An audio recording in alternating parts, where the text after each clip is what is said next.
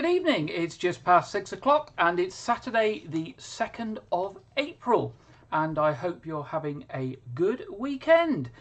And in the news this week, today marks the 40th anniversary of the start of the Falklands War, which lasted 74 days after Argentinian forces invaded the Falklands in 1982. Sadly, 255 British personnel lost their lives and 7 ships were lost due to enemy action following weeks of intense fighting before Argentine forces surrendered on the 14th of June 1982. 30,000 sailors, marines, soldiers, airmen and merchant mariners served during the war, large numbers of them now living in Dorset, and you possibly know some of them. This year, 10,000 veterans, civilians and bereaved families have been invited by the Royal British Legion to take part in a special commemoration at the National Memorial Arboretum on the 14th of June. An Armed Forces Day commemoration will also take place in Weymouth on the 18th and 19th of June to remember all our veterans, as well as give thanks to all our current serving personnel and their families. Dorset Council and Dorset County Hospital have agreed a 20-year lease for the use of Southwarks House building in Dorchester, which is owned by Dorset Council, and there's a picture of it on the screen. And as you know, it has been used for some months on a temporary basis. Dorset County Council will use Southwarks House for a combination of clinical and office purposes, providing a central and easily accessible location and enabling the hospital to maximise the use of clinical space on its main site. This move to bring health to the High Street is part of efforts to make access to NHS services more convenient for local people.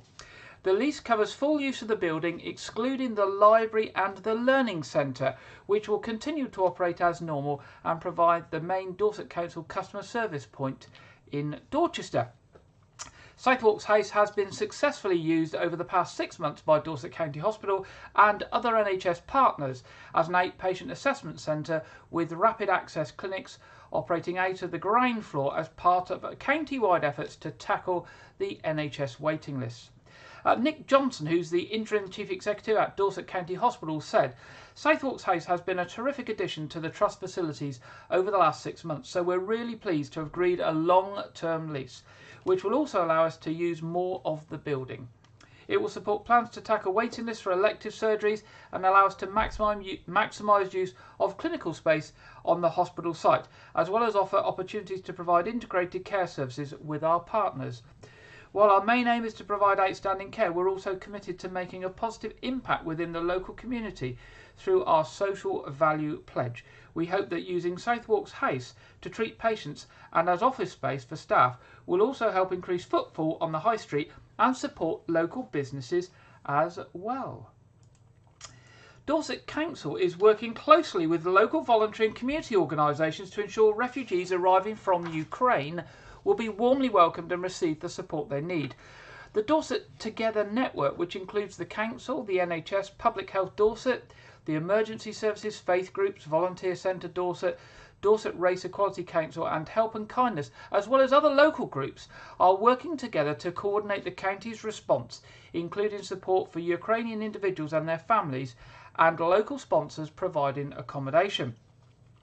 Dorchester-based group Help and Kindness is helping to signpost and promote local community groups providing advice to refugees and sponsors. In White Regis, this week a meeting was held on Thursday evening at All Saints Church, facilitated by Councillor Luke Wakeling, Penny Quilter and Brother Alistair Kay, assisted by Help and Kindness. And it was for those who are looking to host refugees or to support refugees and those hosting them in any way in the Weymouth area. And it was really good to be there and see 100 people attend, and around 25 households already indicating from those present that they have registered to help and provide accommodation for those coming to the UK and the Weymouth area. For those in Weymouth, a local email address has been set up, and this is really for the purpose of sharing information and helping each other with the process of applying to host Ukrainian families or Ukrainian individuals and the support that they will need. And if you would like to get involved in that network and share information on how you're getting on with the application process or ask for help, the email address is weymouth4ukraine@gmail.com. That's weymouth4ukraine@gmail.com, and it's a number 4 in the middle, not F-O-U-R. It's the numeral 4. We will hear more about that, I'm sure, in the near weeks ahead. Fire crews from around the area, including from Weymouth, responded to a fire at Warmwell Holiday Park on the 28th of March. 2 crews from Dorchester and 2 from Weymouth were in attendance and used 3 main jets, 2 hose reels and a light portable pump to extinguish the fire at the Warmwell Holiday Park site. They went out early in the morning, and within a couple of hours they had the fire under control.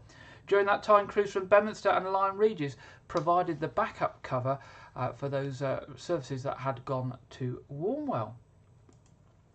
Earth Day is a positive event celebrating what is already being done to help the environment and looking at what we can do next. And it's going to be held on the 23rd of April from 12 noon to 4 p.m. at the Great Field at Poundbury. So that's the 23rd of April, 12 noon to 4 p.m. at the Great Field at Poundbury. The event will be during the school Easter holidays and is a perfect event for families looking for free things to do over the break. It will also be a great opportunity for anyone looking to learn more about environmental issues or meet like-minded people and groups.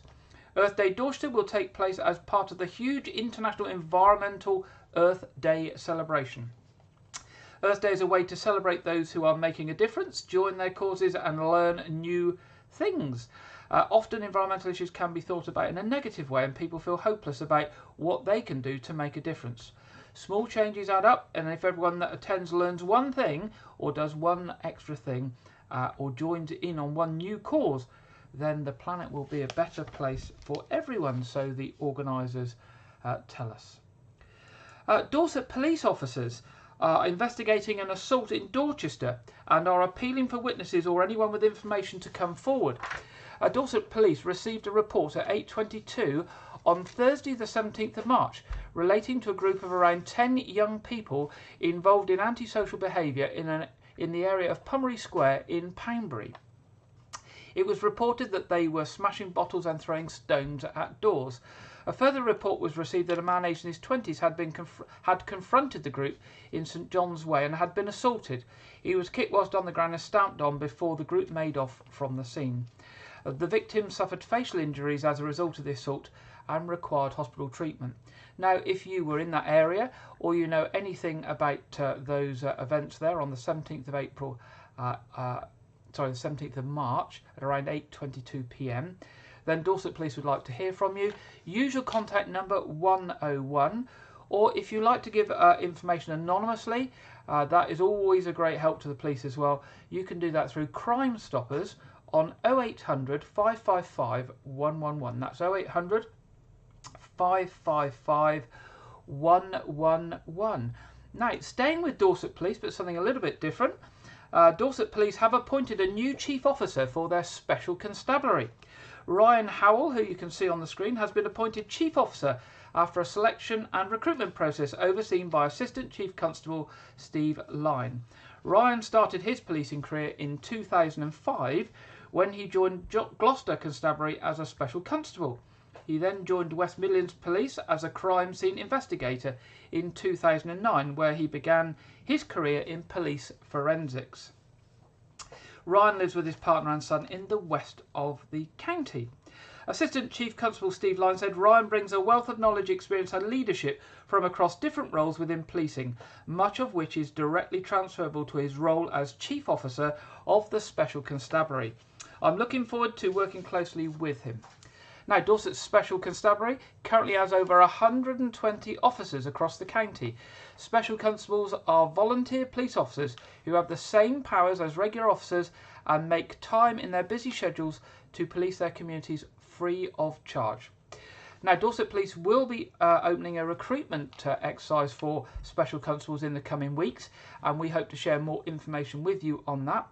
And we will be able to tell you about that process as it opens up. And maybe you could consider volunteering by becoming a special constable and helping your local community.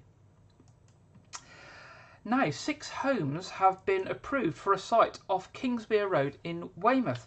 Dorset Council granted the application, although a dozen neighbours lodged letters of objection. The empty site, surrounded by homes on all sides, was previously occupied by Southdown Bungalow, which was demolished following the granting of a consent in 2016 to build 6 4-bed homes on the site. Agents say the new scheme has a better layout than the original, which will give each of the properties a more usable garden space by moving the homes more to the centre of the plot, with the homes reflecting neighbourhood properties along Bodkin Lane. Access to the site will be via Kingsbere Road. Residents in both Preston Road, Kingsbere Road and Bodkin Lane had, however, raised a series of concerns about the proposals, although Weymouth Town Council's Planning Committee has decided not to object to the proposal. Among the comments were that the new buildings would be imposing and incongruous, there we go, that's a mouthful this time of the day, isn't it? Lacking any attempt to create a sense of space, would overlook existing homes and would add to increased problems with parking in the area. There were also concerns raised about potential flood risk, although a report said that the site should be adequately protected and that the drainage system in the area was adequate to cope with the runoff from the site. A report from Dorset Planning Officer, or one of the Dorset Planning Officers, said that Highways officers had raised no concerns about parking or access to the site, and that the designs of the homes and layout met with planning standards. The proposed dwellings are unashamedly modern and of contemporary design and appearance, including asymmetrical pitch roofs. Although different in style to neighbouring properties, the new dwellings will be of their time and of scale and height similar to other dwellings in the locality, the Planning Officer's report said. Well, there's a spring drive to boost immunity against COVID-19 in Dorset, with a second booster dose of the vaccine now available for the most at-risk groups. The Joint Committee on Vaccinations and Immunisations, JCVI, has advised a spring jab should be offered to adults aged 75 years and over, residents in care homes for older adults, and individuals aged 12 years and over who are immunosuppressed. Dorset's network of vaccination centres, community pharmacies and primary care networks is ready to start administering the jabs to those in the eligible groups as they receive their invites from the NHS. You will usually be offered an appointment around 6 months after your last dose of the COVID-19 vaccine, and your vaccination may be offered to you by a service other than through your local GP. A total of 29 sites will offer the jabs from the 1st of April, and the vaccination programme leads are planning additional pop-up sites to give wide coverage across Dorset. As well as running the spring booster programme, they'll also be giving the opportunity for anyone who has not yet had their earlier jabs to grab them now. There will be special arrangements to visit residents of care homes for older adults and those who are housebound and eligible for the vaccination. So please be patient whilst everyone gets booked in, and you will be contacted. Anyone who's severely immunosuppressed and has not had all their vaccinations should make contact as soon as possible, as you may need another one. And there may also be a further vaccination with the flu injection in the autumn. Staying with COVID-19, a Weymouth-based pharmaceutical company has launched an affordable lateral flow test, which they believe will transform the market as the free NHS testing comes to an end. Medisave, who are based in Weymouth, has announced the launch of their self-test kit for just 99 pence. As you all know, the UK government-approved test kits offer results within 15 minutes. Medisave is a global company which has its UK headquarters at Mercery Road Business Park in Weymouth, and they have said the kits are suitable for carrying out self-testing at home and in the workplace. A spokesman for the firm said Medisave is excited to be announcing the launch of these kits, which they say will transform the market. Now, the Weymouth-based company has had lots of coverage in the national media this week following the launch of this low-cost testing kit. And that's basically because lots of people are concerned about the cost of getting tested. Now government is withdrawing the free test kits. There is to be a phased reopening of minor injury units across Dorset that were closed during the winter surge of the COVID-19 pandemic, and this will begin this month. Sherborne's minor injuries unit, based at the Yeatman Hospital, will be the first to open, and that opened on Friday, yesterday. And while Blandford and Portland minor injury units will remain closed for the time being, they will be reviewed regularly with a view to phasing them back into operation as soon as possible. The county's other 4 MRUs, or minor injury units, and Weymouth Urgent Treatment Centre will continue as normal, with extended daily opening hours of 8 AM to 8 PM remaining in place at Wimborne's Victoria Hospital to help deal with demand until units can be restored. However, you are urged to ring 111 first rather than just turn up unannounced. So a reminder that the Weymouth Urgent Treatment Centre is open from 8 AM to 8 PM Monday to Sunday. And to get an appointment, ring 111 first, and then they will let them know that you are coming. New devices have been installed at a historic Dorset site, monitoring cracks in the structure in a bid to identify the cause of the damage.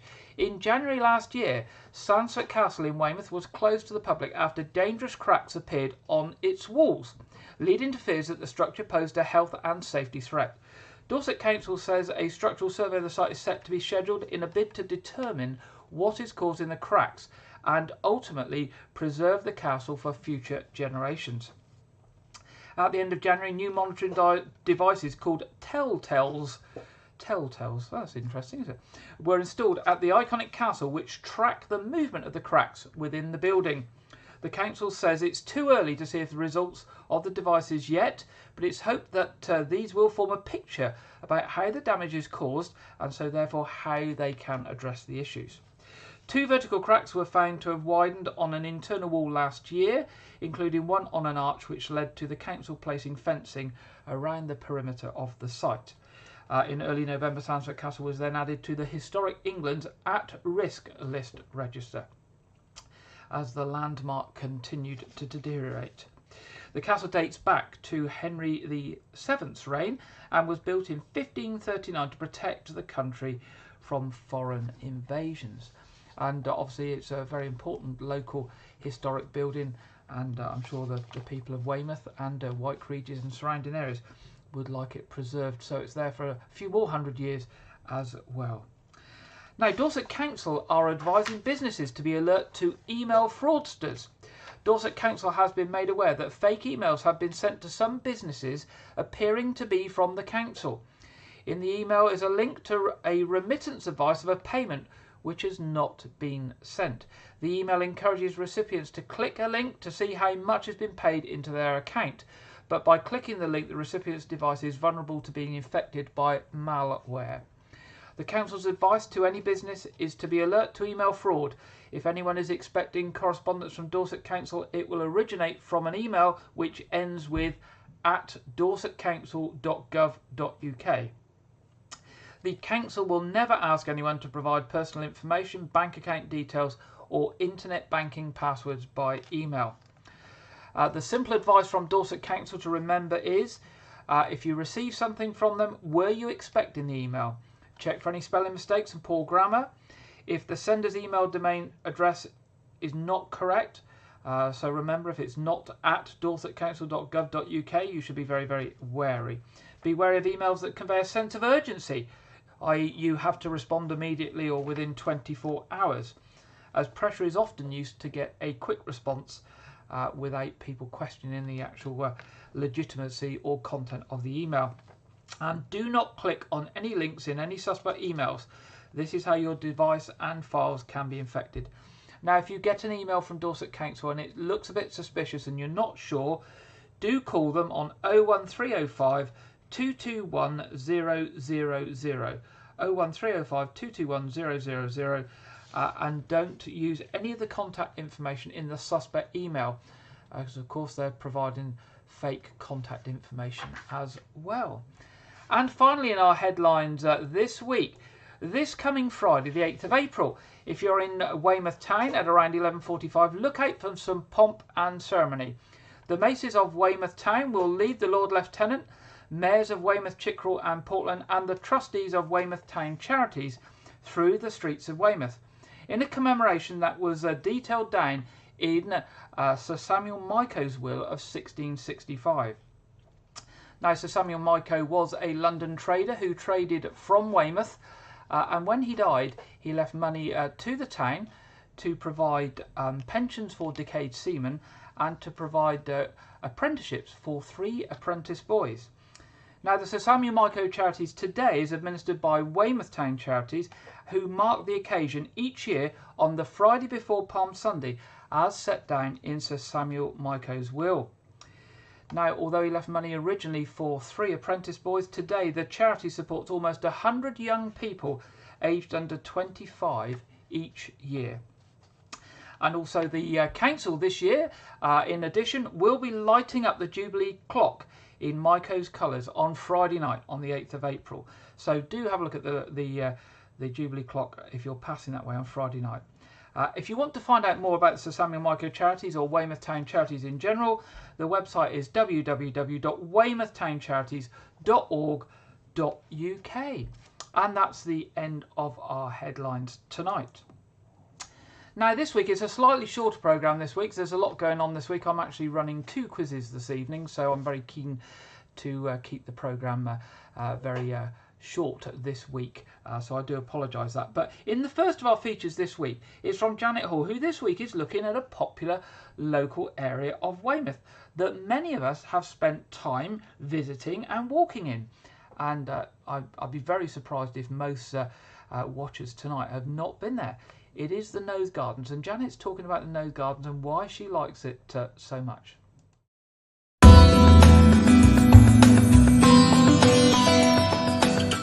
One of my favourite places in Weymouth is Nose Gardens.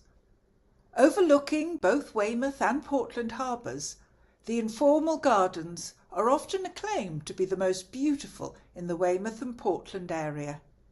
In the early 19th century, the windswept top was frequented by wealthy tourists of the day and artists with easels in hand. Then, during the 1850s and 1860s, this land was requisitioned by the War Office, and despite a series of futile protests from the town's corporation, the Nose became a full-blown military site. By the 1870s, all construction work was completed, and Weymouth's corporation was keen to reclaim the use of this popular piece of land. And, for a peppercorn rent of £1 a year, Weymouth's inhabitants and their lucrative tourists could once more enjoy the stunning views from atop its ridge. Eager to make a start, paths were laid out and a variety of seats put in place.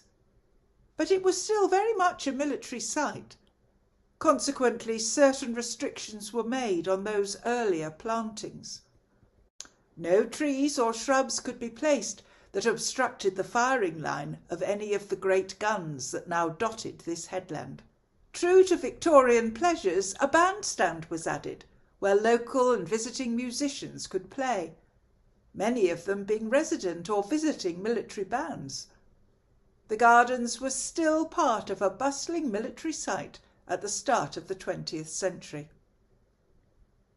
At the start of the Second World War and the vital defences of our shores, the Nose Fort and its gardens were brought into military action once more. A heavy anti-aircraft battery was set in place on the top near the fort, their guns manned by men and women of the artillery division. A set of temporary huts housed those troops, serving their time on the windswept ridge. These were also used afterwards to house many of Weymouth families who lost their homes during the bombing raids. Sadly, a massive landslide in 1988 saw the tall sea wall and its searchlight housing swept downwards into the sea. A line of massive Portland stone blocks now hug the shoreline, attempting to retain this notoriously unstable ground in its place. If you venture down to the sea wall at low tide, you can even explore the rock pools, where you'll find different species of crab, top shells and anemones. You may even see a sea hare. Every spring the blackthorns are full of hundreds of warblers that land after migrating across the channel. The Nothe Gardens are full of wildlife, both plants and animals. And earlier this week I enjoyed the freedom of the open space with my camera. Here are the results.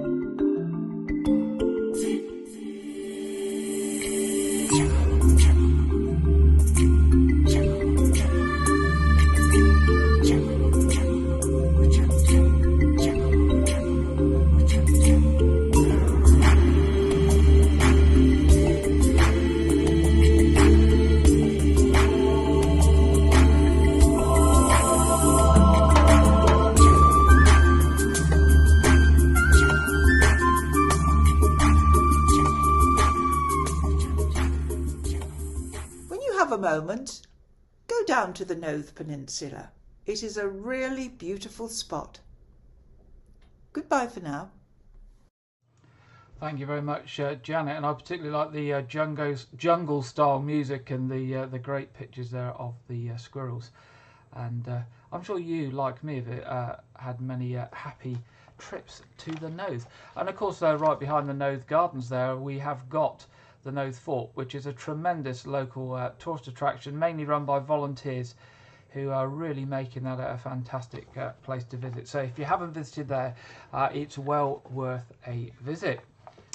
Now, our second piece this evening is about the coastline. Now, we're so lucky to live in Dorset, and of course Weymouth itself lies at the heart of the Jurassic Coast, which is a World Heritage Site. Now, the Jurassic Coast Trust is an independent charity responsible for managing the Jurassic Coast. The Trust was founded in 2003, following the designation of the Jurassic Coast as a World Heritage Site 2 years earlier in 2001. In 2017, the Trust took on the responsibility for managing the World Heritage Site from the local authority in Dorset and Devon. Of course, a key feature of the Jurassic Coast is the geology, and of course, perhaps world famous more is the paleontology, or the fossils. And they are world renowned and obviously mentioned often in history. And over the years, there have been many important finds and many well-known people looking at fossils across the Jurassic Coast. And of course, perhaps the one that immediately springs to mind and the most famous is Mary Anning. There's obviously been films made about Mary Anning and books and all sorts of things. Now, the Jurassic Coast Trust have recently produced a short video on Mary Anning, which I'm going to share with you now.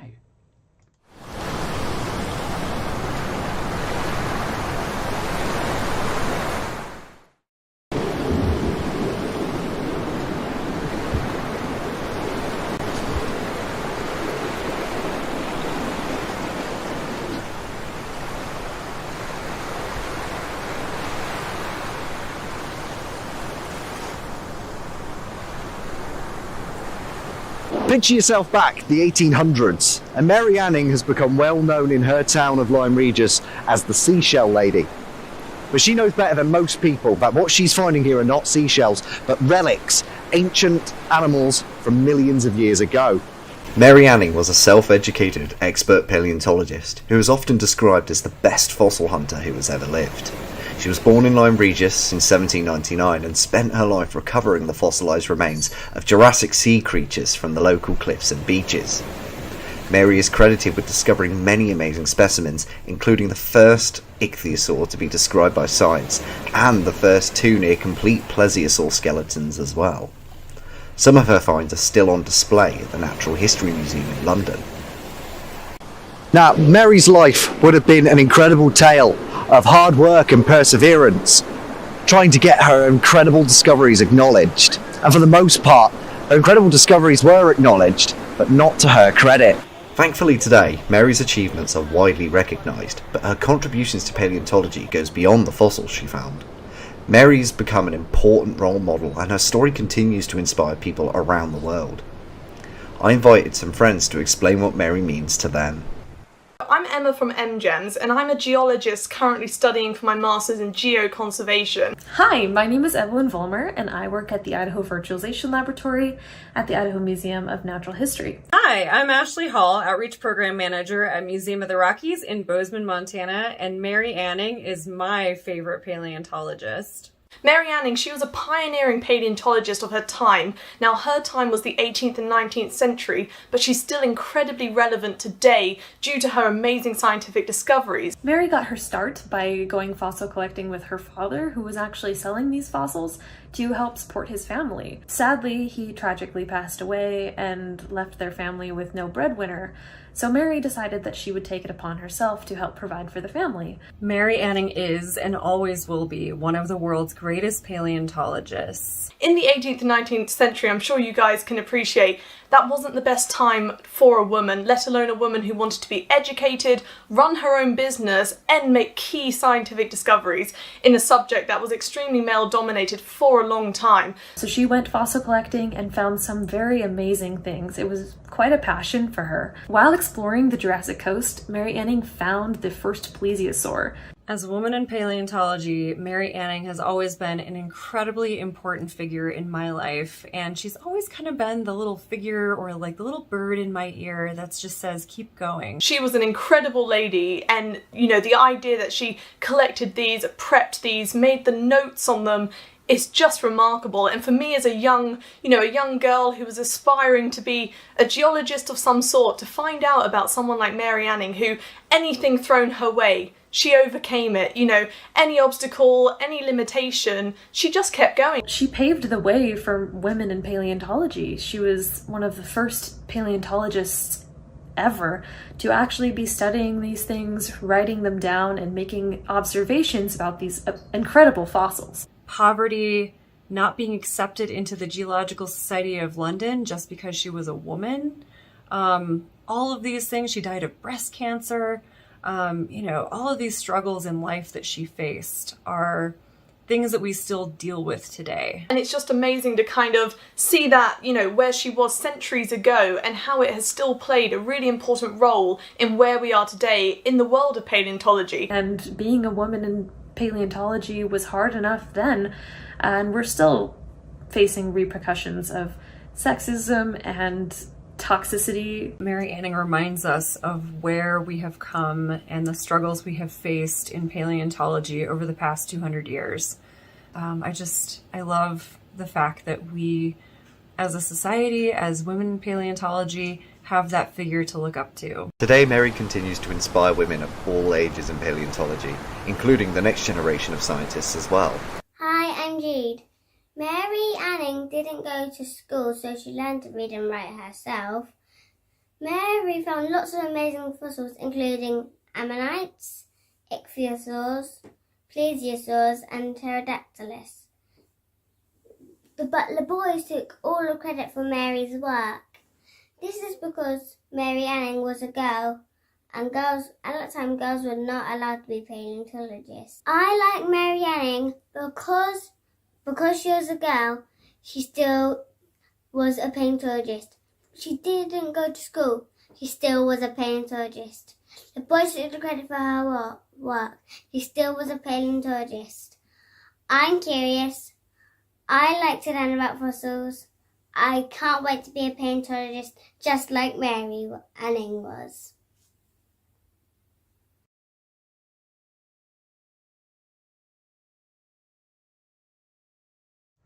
Well, there you go. Thank you very much to the Jurassic Coast Trust, and most of all to Jude there for her very clear views on her future as a paleontologist. Well, the Jurassic Coast Trust is a charity, and it's got a really large job to do along the Jurassic Coast. It's just got 9 members of staff, supported by a board of trustees, 60 active volunteers and ambassadors, and 250 members. They work to protect and conserve the Jurassic Coast World Heritage Site status and to engage with and inspire the local communities that live and thrive within it. Now, if you're interested in joining them and supporting them, you can join as a member for as little as £3 a month. It's not a huge amount of money, and it would be a great support to them and their work. So for as little as £3 a month, you can support the Jurassic Coast Trust, a local charity that is concerned with promoting and looking after the Jurassic Coast. If you want more information, pop along to their website at jurassiccoast.org. Nice and easy to remember, jurassiccoast.org. There we go. Now we're moving straight on to the national weather forecast this week. And this week I think we are joined by Alex Deakin at the Met Office. Hello, welcome to your national weather update. Nothing like as warm as last Saturday, but still this Saturday. Quite quickly though, if you're heading out on Saturday night, temperatures will be tumbling, so bear that in mind. A few showers continuing into the evening, but most of them fading away. Where we do keep a few showers going, particularly close to the east coast, again, it might turn a bit icy for Sunday morning. Certainly going to be a frosty start. The blue colour on the map telling us that. But again, the sun gets up quickly and it's quite strong, so the frost will melt away. And again, for most Sundays, dry and bright. The odd shower over England and Wales. We will see some cloud developing here. Largely sunny skies for northern England. And then we bump into some thickening clouds during Sunday afternoon for Northern Ireland and northwest Scotland, where we will see some rain creeping in later in the day. Temperatures, again, below average for the time of year, but just ticking up by a degree or so for most compared to Saturday. And again, with light winds, if you can get in the sunshine, it doesn't feel all that cold. Now, this cloud and rain coming into the northwest is courtesy of a weather front, and that will push southwards as we go through Sunday night and into Monday, eventually ousting our area of high pressure, but also ousting the cold air that's been sitting across us for a number of days. So this warm front will swing south. It will bring some rain, but it will also reintroduce milder conditions for Monday and for most of us on Tuesday as well. So if you're not a fan of the cold, something milder is on the way. Before that, though, enjoy your weekend and make sure you're following the Met Office to get the very latest. Thank you very much, Alex, there for the national weather forecast. And here we go. Here's the local forecast for the week ahead. So it's a fairly sort of a milder week. It looks like it's warming up slightly. Sunny spells, a few chances of rain there on Monday and again towards next weekend, but some sunshine spread throughout during the week. Moving on to our traffic and travel this week. This week's roadworks are pre-notified. Firstly, those with lights or other traffic control likely are on Portland Road at Ferry Bridge and Buxton Road and Preston Road and the Weymouth Relief Road. Other roadworks that are thought to cause less delay or obstruction are at Quibo Lane, Beaumont Road, Emerson Road, Markham Avenue and Roundhays Close. On the trains this weekend, there are bus replacement services between Reading and Basingstoke and Bournemouth, Poole and Wareham. Nothing significant reported on the services from Weymouth during the week, but obviously those disruptions over this weekend. Moving to our What's On section, at Weymouth Pavilion, 9th of April next weekend, the Hijacked Hollies. 13th of April to the 16th of April, Wow presents Grease. That sounds like it's going to be one of the usual brilliant productions that Wow do, so there will be a tough competition for tickets for that, I'm sure, so do get in early. 17th of April, the Dinosaur Adventure. Again, if you're into dinosaurs, that looks really exciting with the large animated characters and projections and all sorts of things, I think, so that looks very interesting. 21st of April, the Shires. 22nd of April, an Easter pantomime, Wizard of Oz. That sounds some fun too. 23rd of April, one night of, it says here, one night of elves. I think it's one night of Elvis, actually. I think I typed that down right. 23rd of April, one night of Elvis. 24th of April, Sunday night comedy with Maze Adam. Now, at the Knowth Fort, next weekend from the 9th, there's Easter at the Knowth with lots of activities going on. Dorset Art Week's May the 21st, and obviously the Platinum Jubilee celebration from the 2nd of the June. Now, tomorrow, this is really important. This is local here in White Regis. Weymouth and Portland Marine Litter Project are holding their 2022 Great Dorset Beach Clean at White Regis. That's tomorrow, the 3rd of April. The Weymouth and Portland Marine Litter Project holding the 2022 Great Dorset Beach Clean at Wyke Regis. Meeting at Ferryman's Way behind where the Ferrybridge Hotel used to be, so just behind the demolition site at 10 a.m. They will be cleaning the Ferrybridge area, Smallmouth and the lower part of Ham Beach, aiming to finish around 12 noon. There will be complimentary refreshments available for all volunteers at Billy Winters. So if you fancy some work out in the fresh air tomorrow morning from 10 a.m. for a couple of hours, meet up at Ferryman's Way, just behind where the Ferrybridge Hotel used to be. Obviously go prepared with a warm coat, some gloves, that sort of thing, and they'll be very, very pleased to see you there. Also this week, starting on the 6th of April, is Weymouth Drama Club's postponed production, The Pitman Painters. This will now be staged from the 6th of April to the 9th of April at 7:30 p.m. The play by Lee Hall, who also wrote Billy Elliot, was originally planned for February. It's now going to be performed at the Weymouth Drama Club's own theatre at the Warehouse in Hope Street, Weymouth. And Portland Museum is delighted to announce that they will be reopening on Monday the 4th of April. And thanks to a grant from Portland Town Council, the everyday entrance will again be free for islanders throughout the year. Opening times will be 10:30 to 4 o'clock, with the last entrance at 3:30. And they'll be open 7 days a week until April the 24th, after which it will be Wednesday to Sunday until July, when they obviously go into their summer season again. Now, I keep saying this every week, if you're planning anything for the Queen's Platinum Jubilee, do let us know. If it's a tea party, a concert, beach clean, whatever, just email us in at news@WykeRegis.tv so we can share with other people. Now, what else have we got coming up? Well, on Friday this week, we will be broadcasting at 7 p.m. the April edition of A Year in Gardening from Clive Gray, and that will be repeated again on Sunday at 4 p.m. So that's Friday at 7 p.m. on these channels, and Sunday at 4 p.m. for A Year in Gardening April edition from Clive Gray. Now, tomorrow, regular services at All Saints Church at 8 o'clock and 9:30. The 9:30 will be live streamed, and St Edmund's Church at 11 o'clock. Now, this evening, quiz time. Quiz is stereo tonight. I will be here on this channel at 7:30 as usual, but it won't be a live me. It will be a recorded, pre-recorded me. I recorded the online quiz yesterday evening, Friday evening, and that will go out for those that want to join online.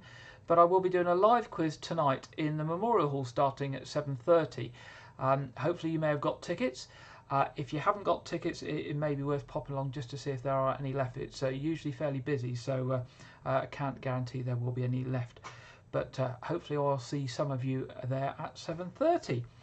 And of course, I will be back here next week at the usual time of 6 p.m. Any stories, any information, do email them in to news@WykeRegis.tv. I hope you have a good weekend. It's a busy weekend for me. Have a good weekend, good week ahead. And I look forward to being with you next weekend. Good night.